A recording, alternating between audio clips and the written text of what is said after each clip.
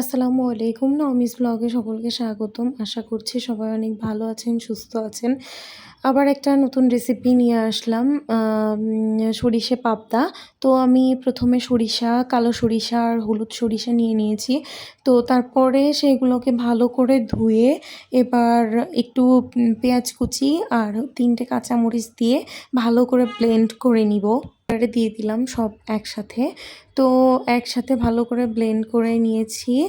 আর এই সরিষাটা একদম স্মুথ হবে ব্লেন্ডটা, না হলে রান্না করলে নিচে সরিষা দানা দানা থেকে যেতে পারে। তো একদম স্মুথ করে আমি ভালো করে ব্লেন্ড করে নিয়েছি। এবার হচ্ছে মাছগুলোকে, পাবদা মাছ যেহেতু রান্না করব, তো মাছগুলোকে আমি ফ্রিজ থেকে আগেই ভিজিয়ে রেখেছিলাম, তো ছেড়ে গিয়েছে। এবার সেগুলো আমি ভালো করে একদম কচলিয়ে কচলিয়ে ধুয়ে নিব। তো আমি ভালো করে পানি দিয়ে বারে বারে ধুয়ে নিয়েছি। এবার শেষবার আমি একটু লবণ দিয়ে কচলিয়ে তারপরে ধুয়ে নিয়েছি। তো এখন আমি মাছগুলোকে যেহেতু একটু আগে ভেজে নিব, তো ফার্স্টে আমি মরিচের গুঁড়ো, হলুদের গুঁড়ো, ধনিয়া, জিরা গুঁড়ো দিয়ে একদম ভালো করে মেখে নিয়ে কিছুক্ষণ রেখে দিয়েছিলাম। এবার যে ব্লেন্ড করে নিয়েছিলাম সেই ব্লেন্ডারের মধ্যেই পানি দিয়ে ভালো করে গুলে নিলাম, যাতে এটাই দিয়ে দেওয়া যায় ঝোলের মধ্যে। তো আমি পাশেই চুলোতে কড়াই গরম করে মাছগুলোকে সুন্দর করে ভেজে নিব। তো এক পাশ ভালো করে ভেজে নেওয়া হয়ে গেলে আর এক পাশে উল্টিয়ে পাল্টিয়ে ভালো করে ভেজে নিব। আর ভাজা হয়ে গেছে আমার, তো আমি এটাকে ফ্রিজে ভালো করে তুলে নিচ্ছিলাম।